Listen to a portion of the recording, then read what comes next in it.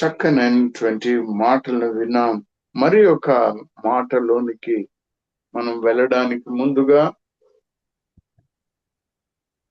ఒక విన్నపము. దేవుని చిత్తమైతే మీ గృహాలలో ఎఫెసీ గ్రంథమును మొత్తాన్ని క్షుణ్ణంగా చదవండి. ఎఫెసీ గ్రంథాన్ని క్షుణ్ణంగా చదవండి. అనేకమైనటువంటి మర్మములు, మన జీవితానికి అవసరమైనటువంటి మర్మములు, మన నిత్య జీవానికి అవసరమైనటువంటి మర్మములు ఇక్కడ ఉన్నవి. దేవుని ప్రణాళిక మన కొరకు ఇప్పుడు బయలుపరచబడి ఉన్నదన్న సత్యము మీకు తెలుస్తుంది. అయితే ఉదయ కాలములో ఎఫెసీలకు రాసిన పత్రిక 3వ అధ్యాయము 3వ వచనము నుండి 6వ వచనం వరకు ఒకసారి చదువుకుందాం ప్రియులారా. ఎఫెసీలకు రాసిన గ్రంథము 3వ అధ్యాయము 3వ వచనం నుండి 6వ వచనం వరకు చదువుకుందాము.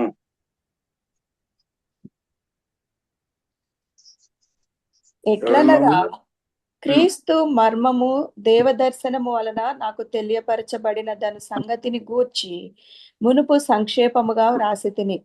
మీరు దానిని చదివిన ఎడల దానిని బట్టి ఆ క్రీస్తు మర్మమును గూర్చి నాకు కలిగిన జ్ఞానము గ్రహించుకొనగలరు.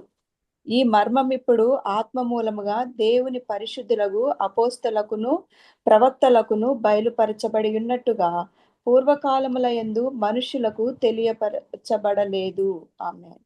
ఈ మర్మం ఏదనగా అన్యజనులు సువార్త వలన క్రీస్తు నందు యూదులతో పాటు సమాన వారసులను, ఒక శరీరమందలి సాటి అవయవములను, వాగ్దానములో పాలివారులై ఉన్నారనున్నదియే. ఆమేన్. ప్రియమైనటువంటి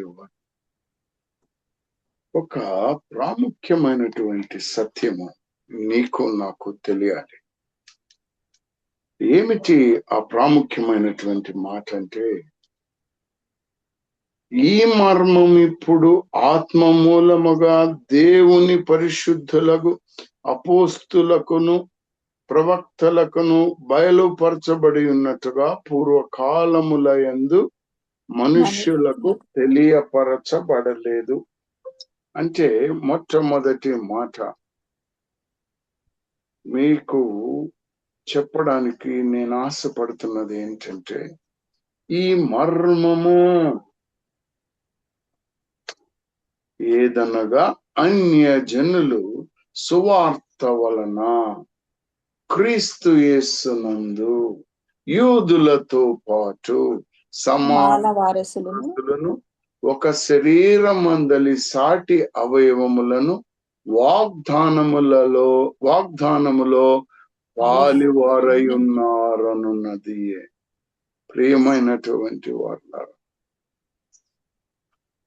మనం ఎక్కడ పుట్టాము, ఏ కులములో పుట్టాము, ఏ మతములో ఉన్నాము, ఏ దౌర్భాగ్య స్థితిలో ఉన్నాము అనేటువంటి దానికన్నా భూమి ఆకాశములను సృజింపక మునిపే నిన్ను నన్ను ఆయన ఏర్పాటు చేసుకున్నాడు. అన్య జనాంగముగా ఉన్నటువంటి మనలను ఆయన సువార్త ద్వారా ఈ మాటను మనకు అనుగ్రహించాడు. పౌలు భక్తుడు అంటాడు, మర్మము దేవ దర్శనము వలన నాకు తెలియజేయబడిన సంగతిని గూర్చి మునుపు సంక్షిప్తముగా వ్రాసితిని అంటారు. ప్రియమైన వాళ్ళరా, ఈ ఉదయ కాల ధ్యానములో ఈ మర్మము నీకు నాకు అన్య జనాంగమునకు ఎందుకు ఇప్పుడు బయలుపరచబడినది, లేకపోతే ఎందుకు ముందున్న వారికి బయలుపరచబడలేదు?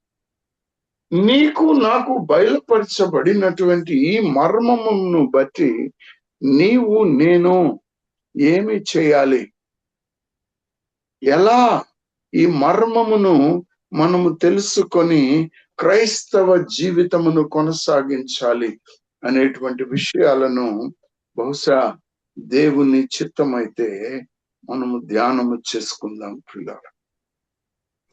ఈ మర్మము నిన్ను నన్ను సువార్త ద్వారా రక్షించింది.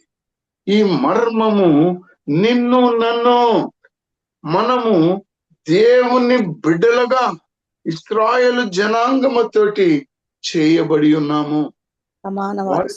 సమాన వారసులమయ్యాము. మనకు ముందుగా దేవుడు ఎవరో మనకు తెలియదు, కానీ ఈ సువార్త మూలముగా సత్య దేవునిని మనము తెలుసుకున్నాము పిల్లరా. గలతీయులకు వ్రాసిన పత్రిక 1వ అధ్యాయము 15-16 వచనాలు గనుక గమనించినట్లయితే, గలతీయులకు వ్రాసిన పత్రిక గలేషియన్స్ 15:16. అయినను తల్లి గర్భమునందు పడినది మొదలుకొని నన్ను ప్రత్యేకపరిచి తన కృపచేత నన్ను పిలిచిన దేవుడు నేను అన్యజనులలో తన కుమారుని ప్రకటింపవలెనని ఆయనను నాయందు బయలుపరపననుగ్రహించినప్పుడు మనుష్య మాతృలతో నేను సంప్రదింపలేదు. నాకంటే మూల భాషలో చూస్తే రక్త మాంసములతో అని వ్రాస్తాడు. ఆయన ఎప్పుడు మన కొరకు ఏర్పరచబడ్డాడో, తల్లి గర్భమందు పడినది మొదలుకొని నన్ను ప్రత్యేకపరచి తన కృప చేత నన్ను పిలిచిన దేవుడు నేను అన్యజనులలో తన కుమారుని ప్రకటింపవలనని. ఎవరా కుమారుడో? యేసు క్రీస్తు ప్రభు. ఎవరి యందైతే నీవు నేను సంపూర్ణ విశ్వాసము, దృఢ విశ్వాసము అంతము వరకు కొనసాగించవలెను, ఆయనను ప్రకటించవలనని సోదరుడు చెప్తాడు. ప్రియమైన వారులారా, ఒక మాటను గమనించండి. ఎవరైతే ఈ తల్లి గర్భమందు పడినది మొదలుకొని నన్ను ప్రత్యేకపరచి తన కృప చేత నన్ను పిలిచిన దేవుడు నేను అన్యజనులలో తన కుమారుని ప్రకటింపవలనని ప్రకటిస్తూ ఉన్నాడో ఈ సువార్తను, ఈయన ఎవరు? పౌలు అపోస్తలుడు. అమ్మా, అంతకుముందు ఎవరైనా సౌలుగా ఉంది. హల్లెలూయా. ఏం చేస్తాడు ఈయన? ధర్మశాస్త్రాన్ని అనుసరిస్తూ అందరి క్రైస్తవుని హింసించాడు. అపోస్తుల కార్యము 9వ అధ్యాయములో ఒకవేళ మనము గమనించినట్లయితే ప్రియులరా, ఒక మాటను గమనించండి.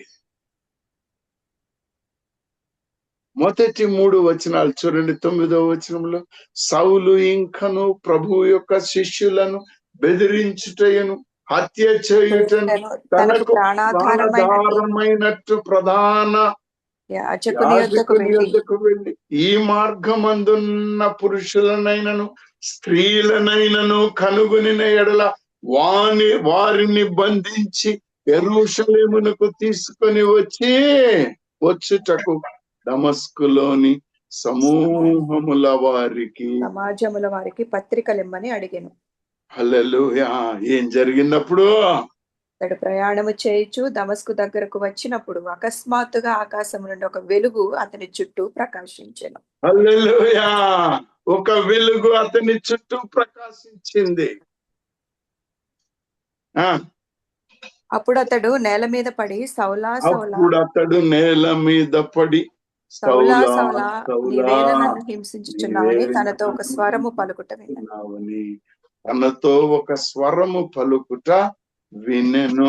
ప్రియమైన వారులారా, ఈ సమయము వరకు ఈ మర్మము ఈయనకి తెలియనా? తెలియదు. అందుకని ఆయన అజ్ఞానములో తన క్రియలను కొనసాగించాడు. పిల్లరా, ఈ మర్మం ఏమిటో ఇప్పుడు నీకు నాకు తెలుసా? ఏమా? ఇక్కడ నేను చెప్పవలని ఆశపడుతున్న మాట, ఆయన తెలియక ఆయన తెలియక నందు విశ్వాసముంచిన వారిని బంధించాడు, బాధ పెట్టాడు, ప్రాణములు తీయడానికి కూడా వెనకాడలేదు. కానీ తెలుసుకున్న తర్వాత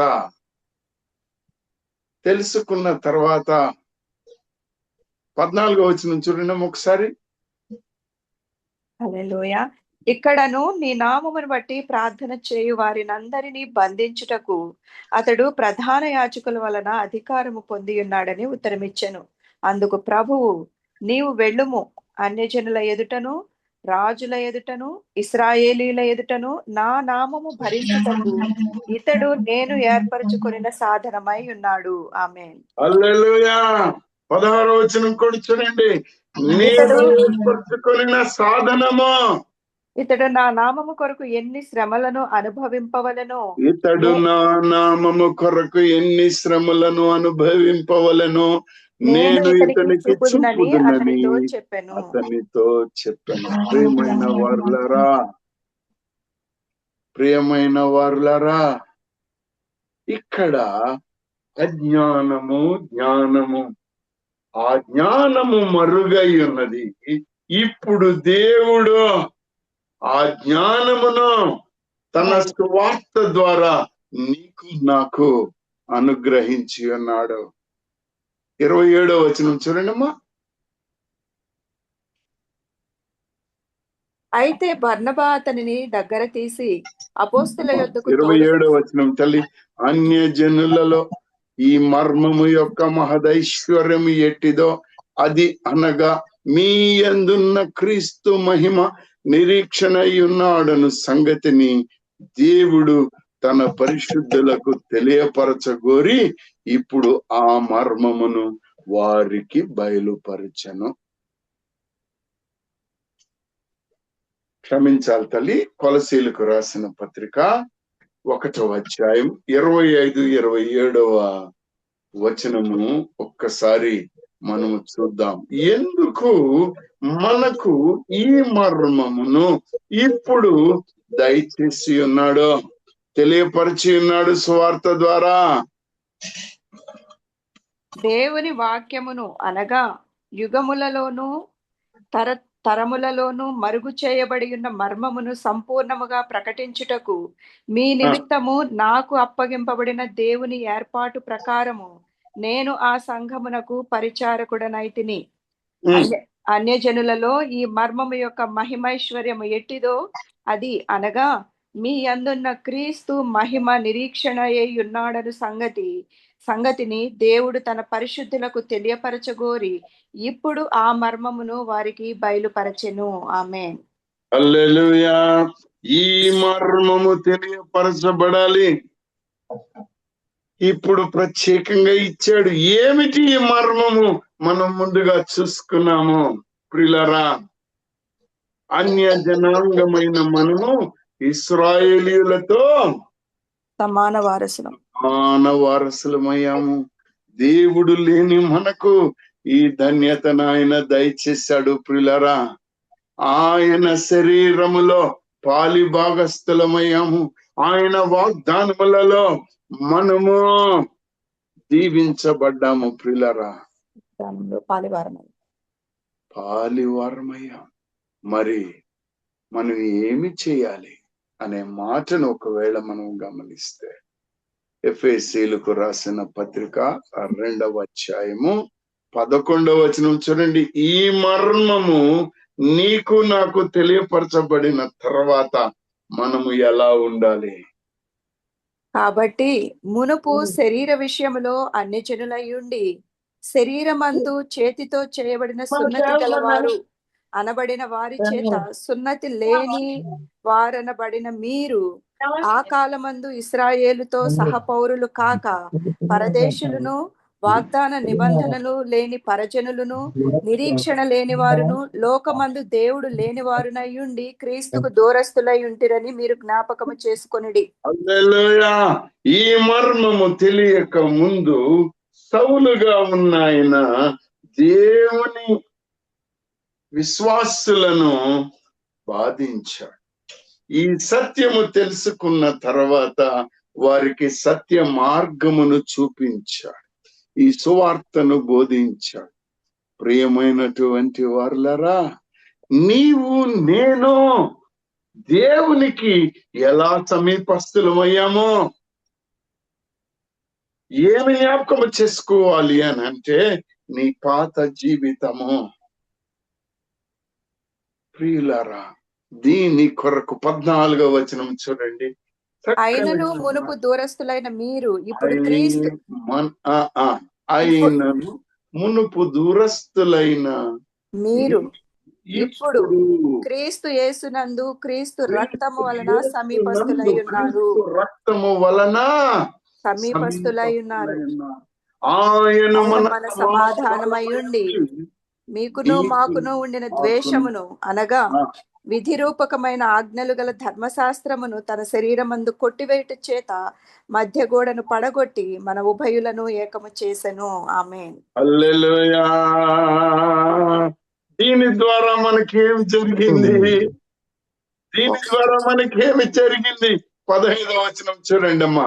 ఇట్లు సంధి చేయుచు ఈ ఇద్దరిని సంధి చేయొచ్చు, ఈ ఇద్దరిని తన యందు ఒక్క నూతన పురుషునిగా సృష్టించి శిలువ వలన ఆ ద్వేషమును సంహరించి దాని ద్వారా వీరిద్దరిని ఏక శరీరముగా చేసి దేవునితో సమాధానపరచవలెనని ఇలాగు చేసెను గనుక ఆయనయే మనకు సమాధాన కారకుడై ఉన్నాడు. ప్రియులారా, ఇంకా చదువుకుంటూ వెళితే ఆయన మనకు చూపిన ప్రేమ, తన ప్రియ కుమారుణ్ణి బలిదానముగా చేశాడు. ఆయన గొప్ప దేవుడు, ఆయన గొప్ప దేవుడు. ప్రియులారా, ఈ మర్మమును నీకు తెలియపరచాడు. కులము, మతము, ప్రాంతము, నీ పాత జీవితము ఏమీ లెక్క చేయకుండా ఆయన కృప నీకు చూపించాడు. ఆ కృపలో నీవు జీవించాలి అంటే మొట్టమొదట నీవు తెలుసుకోవాలి, జ్ఞాపకము చేసుకోవాలి, నీ పాత జీవితము ఏమై ఉన్నది, ఎందుకు దూరస్తుడు అయి ఉన్నావు, నీ బ్రతుకు ఏమై ఉన్నదో నిన్ను నీవు జ్ఞాపకము చేసుకోవాలి. మరి ఒక మాటను చూడండి, రోమీయులకు రాసిన పత్రిక 11వ అధ్యాయం 17వ వచనం నుంచి గమనిస్తే మనకు కనబడుతుంది.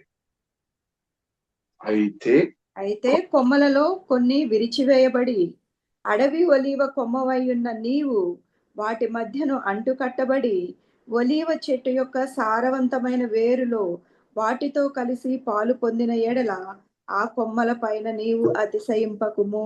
ఆమేన్. హల్లెలూయా. హల్లెలూయా. ఎలా చేశాడండి?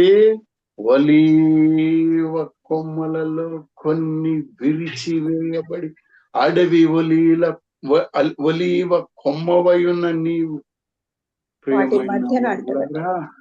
వాటి మధ్యలో అంటు కట్టబడ్డావు. 19వ వచనం చూడండమ్మా. అందుకు నేను అంటగట్టబడు నిమిత్తము కొమ్మలు విరిచివేయబడినవని నీవు చెప్పుదువు, మంచిది. వారు అవిశ్వాసమును బట్టి విరిచివేయబడిరి, నీవైతే విశ్వాసమును బట్టి నిలిచియున్నావు, గర్వింపక భయపడుము. ఆమేన్. హల్లెలూయా. నీవు ఈ మర్మము ఎరిగి ఉన్నావు కాబట్టి నీవు అడవి కొమ్మలుగా ఉండడానికి లేదు. నీ స్వాభావికమైనటువంటి కొమ్మలను విడిచిపెట్టాలి. ముళ్ళ పొదలు, గచ్చ పొదలలో ఉన్న నీవు మారాలి. అప్పుడు నీవు శక్తి కలుగుతావు. 23వ వచనం చూడండమ్మా. వారును తమ అవిశ్వాసములో నిలువకపోయిన ఎడల అంటుకట్టబడుదురు, దేవుడు వారిని మరలా అంటుకట్టుటకు శక్తి కలవాడు. హల్లెలూయా. ఈ మాటను చూడండి. ఒకవేళ పడిపోయావేమో, జారిపోయావేమో, అయినా గాని మరలా దేవుడు వారిని మరలా అంటుకట్టుటకు శక్తి కలవాడు. 24వ వచనం చూడండమ్మా. ఎట్లనగా నీవు ఆ, స్వాభావికమైన అడవి ఒలీవ చెట్టు నుండి కోయబడి స్వభావ విరుద్ధముగా మంచి ఒలీవ చెట్టున అంటుకట్టబడిన ఎడల స్వాభావికమైన కొమ్మలగున్న వారు మరి నిశ్చయముగా తమ సొంత ఒలీవ చెట్టున అంటుకట్టబడరా? హల్లెలూయా. నీ పరిస్థితి ఏమిటో నిన్ను నీవు గమనించుకోవాలి ప్రియులు. ఆయన పక్షపాతి కాదు. నిన్ను నన్ను భూమి ఆకాశములను సృజించక మునిపే ఎరిగి ఉన్నాడు. ఆయన అందరికీ ప్రభువు. మన కొరకు ఈ కార్యాన్ని చేశాడు. అపోస్తల కార్యము 10వ అధ్యాయము 36వ వచనం చూడండి. యేసుక్రీస్తు అందరికీ ప్రభువు. అందరికీ ప్రభువు. ఆయన ద్వారా దేవుడు సమాధానకరమైన సువార్తను ప్రకటించి ఇశ్రాయేలీలకు పంపిన వర్తమానము మీరు ఎరుగుదురు. ఆమేన్. హల్లెలూయా. 38వ వచనం చూడండి అమ్మా. అదేదనగా దేవుడు నజరేయుడైన యేసును పరిశుద్ధాత్మతోనూ శక్తితోనూ అభిషేకించిననున్నదియే. దేవుడు ఆయనకు తోడై ఉండెను కనుక ఆయన మేలు చేయుచు అపవాది చేత పీడింపబడిన వారిని అందరినీ స్వస్థపరచుచు సంచరించుచుండెను. ఆమేన్. హల్లెలూయా. 41వ వచనం చూడండి అమ్మా. ప్రజలకందరికీ కాక దేవుని చేత ముందుగా ఏర్పరచబడిన సాక్షులకే, అనగా ఆయన మృతులలో నుండి లేచిన తరువాత ఆయనతో కూడా అన్నపానములు పుచ్చుకొనిన మాకే ఆయన ప్రత్యక్షముగా కనబడినట్లు అనుగ్రహించెను. ఆమేన్. దేవుడు మనలను దీవించెను గాక. ప్రియమైన వారలరా, పాత నిబంధనలో మరి ఈ మర్మము వారికి బయలుపరచబడలేదా? మనకే బయలుపరిచాడా? అంటే ఈయన పక్షపాతి అని అనుకుంటున్నారా? లేకపోతే ఇశ్రాయేలు జనాంగాన్ని బాధించడానికి చెప్పాడు అనుకుంటున్నా? లేదు ప్రియులారా, లేదు. ఆ యొక్క ప్రవచనాన్ని, ప్రణాళికను బయలుపరుస్తూనే ఉన్నాడు. ఈ మర్మాన్ని కేవలము బయలుపరుస్తూ ఉన్నాడు ప్రవచనము ద్వారా. కానీ ఈ నూతన నిబంధనలో అన్య జనాంగమైన మనము ఈ ధన్యతను పొందుకున్నాం. దానికి దేవునికి స్తోత్రములు చెల్లిద్దాం. హల్లెలూయా, హల్లెలూయా, హల్లెలూయా. హల్లెలూయా. ప్రకటన గ్రంథములో మొదటి 3 వచనాలు 12వ అధ్యాయంలో చూస్తే అబ్రహాం గారితో చెప్తున్నాడు ఆయన, యెహోవా నీవు లేచి నీ దేశము నుండి, నీ బంధువుల యొద్ద నుండి, నీ తండ్రి ఇంటి నుండి బయలుదేరి నేను నీకు చూపించు దేశమునకు వెళ్ళము. నిన్ను గొప్ప జనముగా చేసి నిన్ను ఆశీర్వదించి నీ నామమును గొప్ప చేయుదును.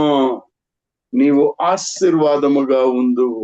నిన్ను ఆశీర్వదించు వారిని ఆశీర్వదించెదను, నిన్ను దూషించు వారిని శపించెదను.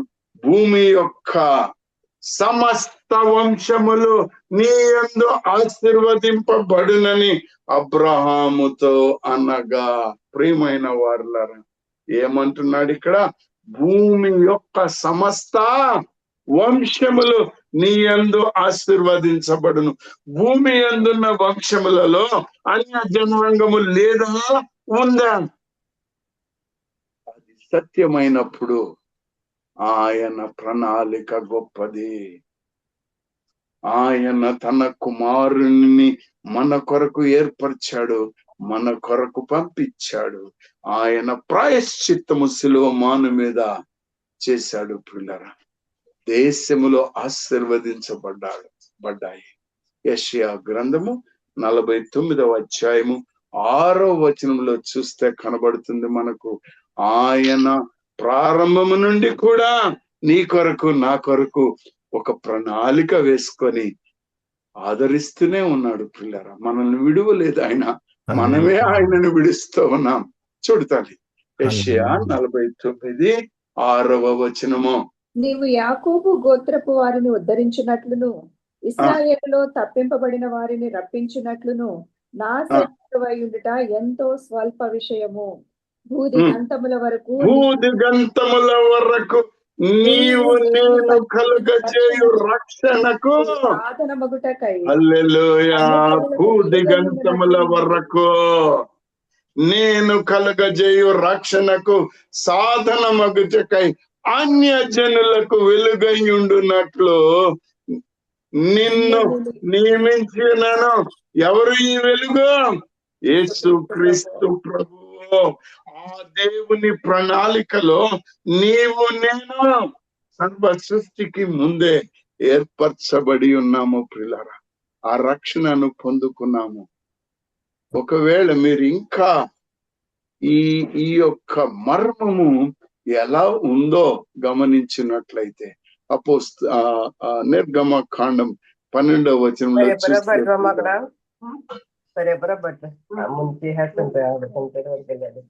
నిర్గమ కాండము 12వ వచనంలో చూస్తే ప్రియులారా ఒక చక్కనైనటువంటి మాట ఆ పాస్ ఓవర్ పండుగను బట్టి మనకు తెలుస్తుంది. ఏమిటో తెలుసా?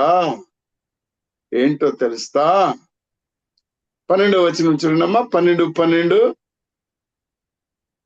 ఆ రాత్రి నేను ఐగుప్తు దేశమందు సంచరించి ఐగుప్తు దేశమందలి మనుషులలోనే కాని జంతువులలోనే కాని తొలి సంతతి అంతయు హతము చేసి ఐగుప్తు దేవతలకందరికీ తీర్పు తీర్చెదను. నేను యెహోవాను. ఆమేన్. 13 మీరున్న ఇండ్ల మీద ఆ రక్తము మీకు గుర్తుగా ఉండును. నేను ఆ రక్తమును చూచి మిమ్మను నశింపచేయక దాటిపోయేదును. నేను ఐగుప్తు దేశమును పాడు చేయుచుండగా మిమ్ము సంహరించుటకు తెగులు మీ మీదికి రాదు. ఆమేన్. హల్లెలూయా. ఇది పాత నిబంధన. ఈ నూతన నిబంధనలో మరి నీకు నాకు జరిగిన పస్కా బలి ఏమిటి? ఆ రక్తం ఏమిటి ప్రియులారా? ఒక్కసారి యోచించండి. 1 కొరింథీయులకు రాసిన పత్రిక 5వ అధ్యాయము 7వ వచనం. హల్లెలూయా. Mighty God. ఇందు నిమిత్తము చదువు. మీరు పులిపిండి లేనివారు కనుక క్రొత్త ముద్ద అవుటకై ఆ పాతదైన పులిపిండిని తీసివేయుడి. ఇంతే కాక క్రీస్తు అను మన పస్కా పశువు వధింపబడెను. ఆమేన్. ఎవరమ్మా పస్కా పశువు ఇక్కడ? యేసుక్రీస్తు ప్రభు. యేసుక్రీస్తు ప్రభువు. ప్రియమైన వారులరా, ఆ దినము వారు గొర్రె పిల్లను సిద్ధపరచుకున్నారు పస్కా బలి కొరకు. కానీ నీ కొరకు నా కొరకు ఆయన పస్కా బలి పశువు అయ్యాడు ప్రియులరా. ఆయన గొప్ప దేవుడు. ఆయన శరీరధారి అయి వచ్చి మన కొరకు వచ్చాడు ప్రియులరా. చక్కనైనటువంటి సత్యమును ఎరిగిన మనము ఎందుకు ఈ ధన్యతకు పాత్రులమయ్యామని ఒకవేళ ఎవరైనా అడిగినట్లయితే, నిన్ను నీవు ప్రశ్నించుకున్నట్లయితే, తన ప్రియ కుమారుని ఆయన పస్కా బలిగా పెట్టాడు. ఎఫెసీయులకు రాసిన పత్రిక 3వ అధ్యాయము 10-11 వచనాలు చూస్తే ఎందుచేత ఇంత గొప్ప కార్యాన్ని దేవాతి దేవుడు చేశాడో ఇక్కడ బయలుపరుస్తాడు పిల్లరా. ఎఫెసీ 3:10-12 వరకు తల్లి.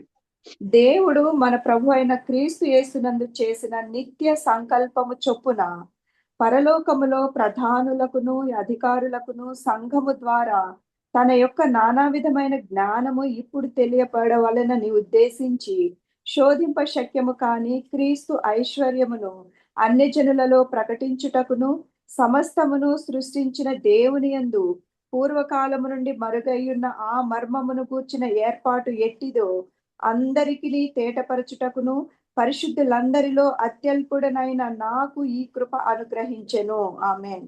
12వ వచనం కూడా చూడమ్మా. ఆయన యందలి విశ్వాసము చేత ధైర్యమును నిర్భయమైన ప్రవేశమును ఆయనను బట్టి మనకు కలిగి ఉన్నవి. ఆమేన్. హల్లెలూయా. మళ్ళొక్కసారి 12వ వచనం చూడండమ్మా. ఆయన యందలి విశ్వాసము చేత ధైర్యమును నిర్భయమైన ప్రవేశమును ఆయనను బట్టి మనకు కలిగి ఉన్నవి. ఆమేన్. హల్లెలూయా. నీకుందంటావా లేదంటావా అమ్మా? ఉందా లేదా? నీ పాత జీవితంలో ఉన్నటువంటి ప్రవర్తన విడిచిపెట్టబడింది. ఆయన తన ప్రియ కుమారుడిని పస్కా బలి పశువుగా పెట్టి నిన్ను నన్ను రక్షించి తన బిడ్డలైన ఇశ్రాయేలీయులతో సమాన వారసులుగా చేసి ప్రతి ఆధిక్యతను ఇయ్యడం కొరకు ఆయన ఎంత ధన్యతను మనకిచ్చాడో చూడండి. 16వ వచనంలో చూడండి అమ్మా. మీరు అంతరంగ పురుషుని యందు శక్తి కలిగి ఆయన ఆత్మ వలన బలపరచబడినట్లుగాను క్రీస్తు మీ హృదయములలో విశ్వాసము ద్వారా నివసించినట్లుగాను తన మహిమైశ్వర్యము చొప్పున మీకు దయచేయవలననియు మీరు దేవుని సంపూర్ణత యందు పూర్ణులగునట్లుగా ప్రేమ యందు వేరుపారి స్థిరపడి సమస్త పరిశుద్ధులతో కూడా దాని వెడల్పు పొడుగు లోతు ఎత్తు ఎంతో గ్రహించుకొనుటకును జ్ఞానమునకు మించిన క్రీస్తు ప్రేమను తెలుసుకొనుటకును తగిన శక్తి గలవారు కావాలననియు ప్రార్థించుచున్నాను. ఆమేన్. ఆమేన్. ప్రియమైన వారులారా, ఆయన సువార్తను ప్రకటించుట కొరకు ఈ మర్మము నేడు నీకు నాకు మరి ఒకసారి గుర్తు చేస్తున్నాడు. ఈ సువార్తలో నువ్వు నేను అనుభవము జ్ఞానము పొందుకున్న తర్వాత దేవాతి దేవుడు సర్వలోకమును తనతో సమాధానపరుచుకునవలెను.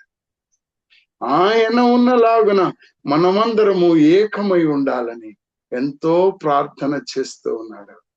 ఆయన వాక్యం వలన విశ్వాసం ఉంచిన వారందరూ ఆయనతో ఉండాలని ఆశపడుతున్నాడు.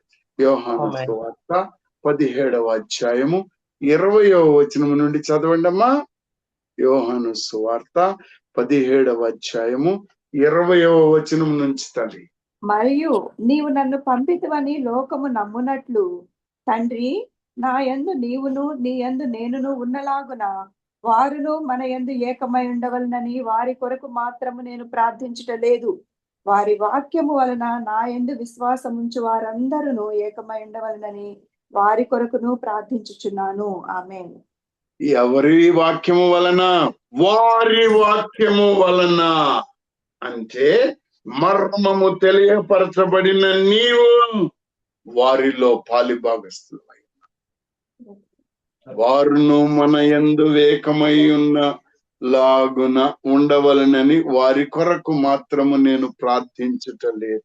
అంటే విశ్వాసులుగా ఉన్న అన్య జనాంగములో భాగమైన నీవు బహుశా ముందొచ్చి ఉండొచ్చు, కానీ ఈ వాక్యము వలన నా యందు విశ్వాసం ఉంచు వారినందరూ ఏకమై ఉండవలెనని వారి కొరకు ప్రార్థన చేయుచున్నాను. ప్రియమైన వారులారా,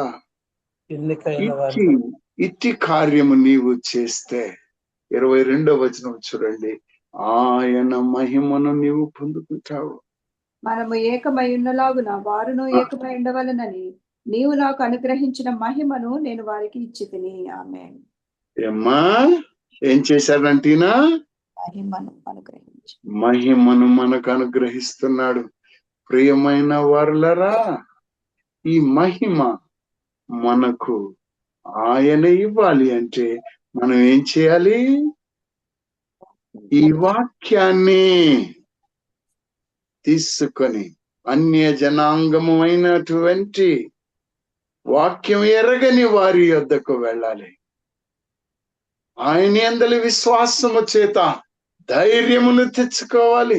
నిర్భయమైనటువంటి ప్రవేశమును ఆయనను బట్టి మనకు కలిగి ఉన్నదని తెలుసుకోవాలి. ప్రియులారా, ఒక మాటను నేను వాక్యము నుంచి బయటకు వచ్చి మీతో మాట్లాడాలని ఆశపడుతున్నా. నా జీవితములో నన్ను నేను మోకరించి గమనించుకున్నప్పుడు ఆయన అడుగు జాడలలో నడుచుట నాకు రాలేదు. శరీర క్రియలతోటి, లోకాశలతోటి పరిగెడుతూ ఉన్నాను. కానీ శోధింప శక్యము గాని అడుగు జాడలు క్రీస్తు ఐశ్వర్యము అన్య జనులలో ప్రకటించాలి అన్న సత్యమును మర్చిపోయాను పిల్లరా. కానీ మా అన్న సహోదరుడు సుందర్రావు గారు నన్ను దినము తన వాక్యము ద్వారా మార్పు చెందడానికి సహాయం చేసినందుకు పరిశుద్ధాత్మ దేవునికి, సహోదరునికి ప్రత్యేకమైన వందనాలు తెలియపరుస్తున్నాను పిల్లరా. ఈ వాక్యము మీరు అనేక పర్యాయాలు విని ఉండవచ్చు. నీవు ఇశ్రాయేలులతో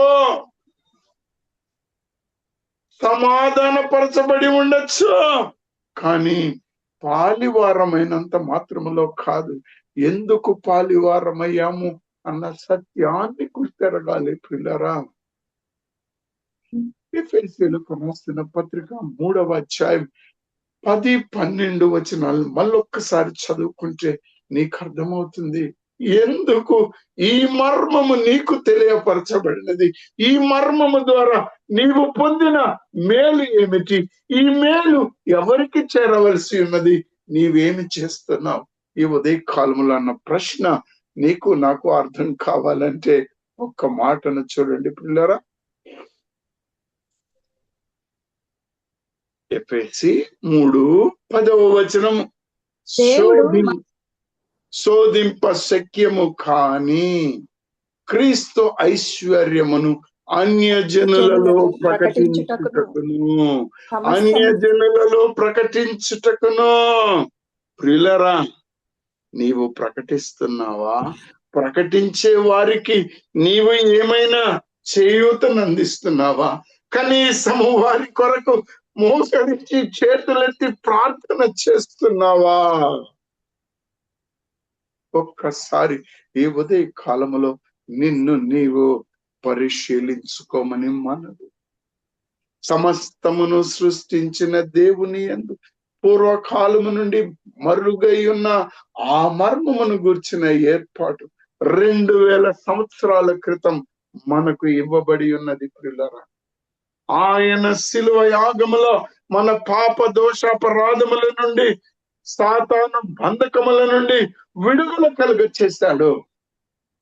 కానీ నీవు నేను ఆ విడుదల లేని అన్య జనాంగమును విడిచిపెడితే ఆయన ఉద్దేశమై ఉన్న మర్మము, నీకు తెలియపరచబడిన మర్మము, నీవు గ్రహించిన సువార్త సంపూర్ణత కాదు. నీకు నాకు ధైర్యాన్ని ఇచ్చిన దేవుడు, నీకు నాకు ధైర్యం ఇచ్చిన దేవుడు ఒక పనిని చెప్తున్నాడు పిల్లరా. ఏమిటి అనంటే, ఈ మర్మము ముందు నుంచి పాత నిబంధన నుంచి మరుగుపరచలేదు, కానీ ప్రవచనముగా తెలియపరిచాడు.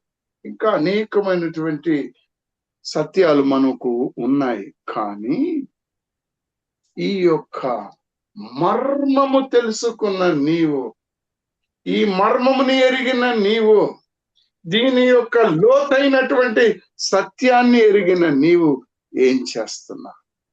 నీలో ఆయన ప్రేమ ఉందా? దేవుడిచ్చిన ప్రేమ నీ హృదయంలో నింపుకొని ఉన్నావా లేదా అన్నటువంటి సత్యాన్ని నీవు గమనించుకోవాలి పిల్లరా. ఆయన మరి ఒక పర్సిక్యూటర్ గా ఉండి ప్రభు సేవకుడుగా మారాడు. క్రీస్తు మర్మమును ఎరిగి తన జీవితాన్ని మార్చుకున్నాడు. మరి నీవు నేను ఏమి చేస్తున్నావు? నీ స్వభావము ఏమయ్యుందో ఎఫెసీయులకు రాసిన పత్రిక 4వ అధ్యాయము 24వ వచనం చూడండి ఒకసారి. నీతియు యథార్థమైన భక్తియు కలవారై దేవుని పోలికగా సృష్టింపబడిన నవీన స్వభావమును ధరించుకొనవలెను. ఆమేన్. ఏం ధరించుకోవాలంటమ్మా? నవీన స్వభావము. ఏమి స్వభావం అది? కొత్త స్వభావం. నీతియు యథార్థమైన భక్తియు కలవారమై దేవుని పోలికగా సృష్టింపబడిన నవీన స్వభావమును నవీన స్వభావమును ధరించుకోవాలి. ఇది జరగాలంటే మీ చిత్త వృత్తి యందు దినదినము నీవు నేను చేయుచున్న పని ఇది దేవుని యొక్క మర్మమును అన్య జనాంగమునకు అందించడానికి ఉపయోగపడుతుందా లేదా, లేకపోతే నీ చిత్త వృత్తిలో ఇంకా పాతవే ఉన్నాయా క్రొత్త ఉన్నాయా గమనించుకోవాలి. అందుకే 23వ వచనంలో ఎఫెసీ 4:23లో ఒక చక్కనైన మాట చెప్తాడు. మీ చిత్త వృత్తి యందు నూతన పరచబడిన వారై, మీ చిత్త వృత్తి యందు నూతన పరచబడిన వారై, నూతన క్రియ చేస్తారా, లేకపోతే ఏ క్రియ నాకొద్దని గమనుంటారా? నీతియు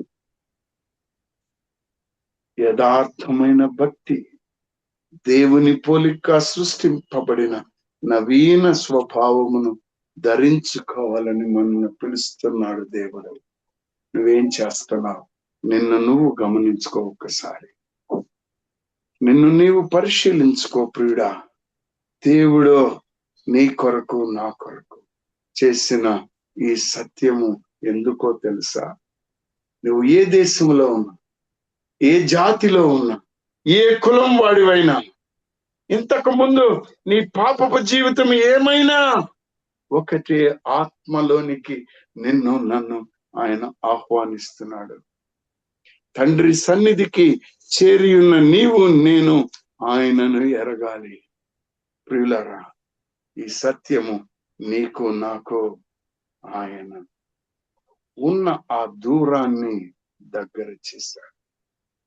ఆయన చేసిన పని చక్కనైనటువంటి పని. ఎఫెసీయులకు రాసిన పత్రిక 2వ అధ్యాయము 10వ వచనం చూడండమ్మా. మరియు వాటి యందు మనము నడుచుకొనవలెనని, వాటి యందు మనము నడుచుకొనవలెనని దేవుడు ముందుగా సిద్ధపరిచిన సత్క్రియలు చేయుటకై మనము క్రీస్తు యేసునందు సృష్టింపబడిన వారమై ఆయన చేసిన పని ఉన్నాము. ఆయన చేసిన పని వారమై ఆయన నిన్ను సృష్టించుకున్నాడు.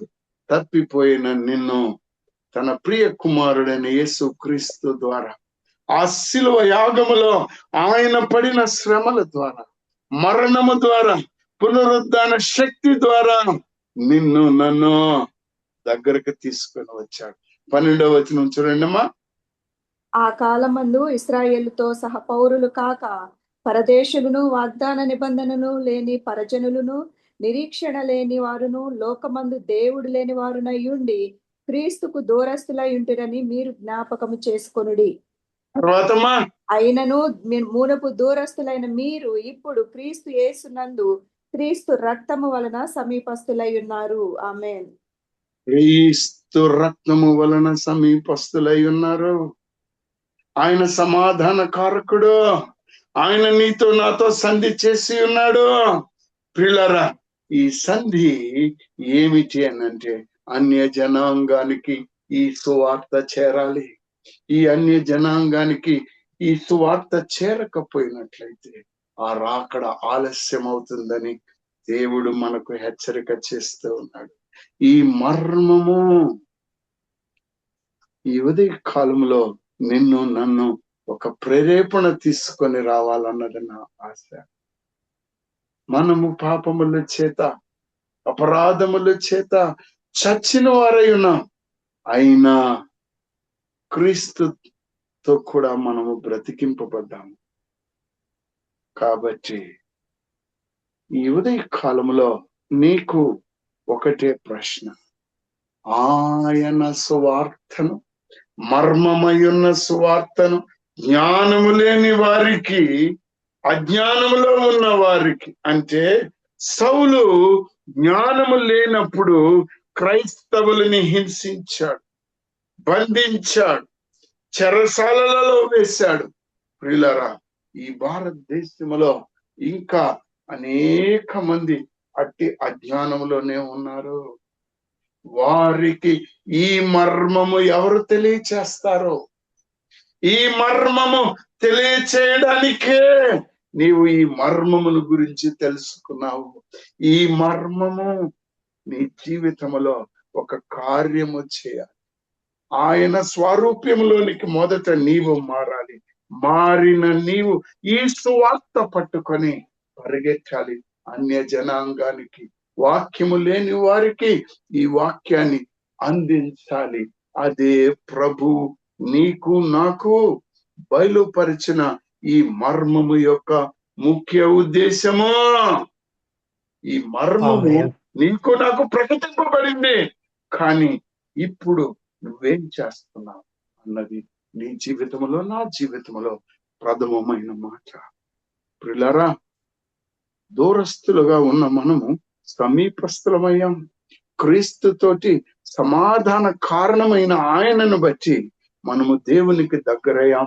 ఇశ్రాయేలుతోటి సహవారసులమయ్యాం. కానీ తప్పిపోయిన గొర్రెలు ఇంకా ఎంతమంది ఉన్నారో ఈ దేశంలో నీవు ఆలోచించుకొని, నీ చేతనైతే గుప్పిలు విప్పి ఎవరైతే నీ ఊర్లో నీ దగ్గర సువార్త చేస్తున్నారు అనుకున్న వారికి నీవు చేయందించు. వారి కొరకు ప్రార్థన చేయి. వారి కార్యక్రమంలో నీవు పాలిభాగస్తురాలు బాబు. ఏదైనా ఒకటి చేయి. ఒకవేళ నువ్వు ఏమీ చేయకుండా, క్రియ లేకుండా ఉన్నట్లయితే నీకు అందింపబడిన మర్మము ఫలితము ఉండదు. నీవు లెక్క అప్పగించవలసిన బాధ్యత కలిగి ఉన్నావు. యువతి కాలంలో నేను నిన్ను చేతులు జోడించి అడుగుతున్నాను. నీవు వాక్యము వెళ్ళి చెప్పగలిగితే చెప్పు. అన్ని జనాంగానికి చెప్పు. ఎక్కడైతే వాక్యము లేదో అక్కడికి వెళ్ళి చెప్పు. మన గ్రూప్ లో అనేక మంది అపరిచర్యలో ఉన్నారు, కానీ నీవు వెనకపడడానికి లేదు. ఈ గ్రూప్ లో ఉన్న ప్రతి ఒక్కరూ ఆయన శిష్యులుగా, శిష్యురాలుగా జీవించాలి. ఆయన సువార్తను చెబుని ముందుకి కొనసాగాలి. అట్టి ధన్యత దేవాతి దేవుడు పరిశుద్ధాత్మ ద్వారా యేసుక్రీస్తు ప్రభు మనందరికీ అనుగ్రహించును గాక. ఆయన బయలుపరిచిన మర్మమును అన్య జనాంగమునకు ప్రకటించడానికి, ఆత్మలను రక్షించడానికి దేవుడు మనందరికీ తోడుగా ఉండి సహాయము చేయునుగాక. ఆమేన్. ఆమేన్. మహోన్నతుడా, సర్వోన్నతుడా, సర్వశక్తిమంతుడు అయిన మా దేవా, అయ్యా నన్ను మరుగుపరిచి మీరు మాట్లాడినందుకు మీకు స్తోత్రములు. నేనే పాటి వారనయ్యా, నేనే పాటి వాడును ప్రభువా. నీ మర్మము అత్యధికమైన సత్యము నాయనా తండ్రి. ఈ ధన్యత ఎక్కడి నుంచి వస్తుందయ్యా? మా దేశంలో అంటరాని వారమని, కులము తక్కువ వారమని, ఆర్థికంగా పేదలమని మమ్మలను తోసివేశారయ్యా. అయినా ప్రభువా నీ కృపను చూపించి మమ్ములను నాయన నీకు సమీపస్తులుగా చేసుకున్నావు. మా పాపదోష అపరాధములను, అపవాది బంధకముల నుండి నీ ప్రియ కుమారుడైన యేసు క్రీస్తు ప్రభు రక్తముతో మమ్ములను ప్రోక్షించి రక్షించుకున్నావు. నీకు స్తోత్రములు. మాకు అప్పగించిన పనిని ప్రభువా సర్వలోకమునకు వెళ్ళమన్నావయ్యా. అయ్యా, కానీ మా ఇంటి పక్కకు కూడా పోలేకపోతున్నా. ఆఫీసులో నా పక్కనున్న వాళ్ళతో నేను మాట్లాడలేకపోతున్నాను. మా పక్కింటి వాళ్ళతో మాట్లాడలేకపోతున్నాను. ఎంత బుద్ధిహీనతయ్యా, ఎంత అజాగ్రత్తయ్యా. ఇంత గొప్ప మర్మాన్ని మేము మాలోనే ఉంచుకుంటే నిష్ఫలమైపోతాం కదా ప్రభువా. మమ్మలను క్షమించి నీ పరిచర్యలో కొనసాగించుకోమని, నీ చిత్తమును నెరవేర్చు బిడ్డలుగా పరిశుద్ధాత్మ దేవా మమ్ములను నీ సత్యమును బయలుపరిచి నడిపించము. యేసు క్రీస్తు ప్రభు నామమున బ్రతిములాడి వేడుకొనుచున్నాం మా తండ్రి. ఆమేన్. ప్రభు నేర్పిన ప్రార్థన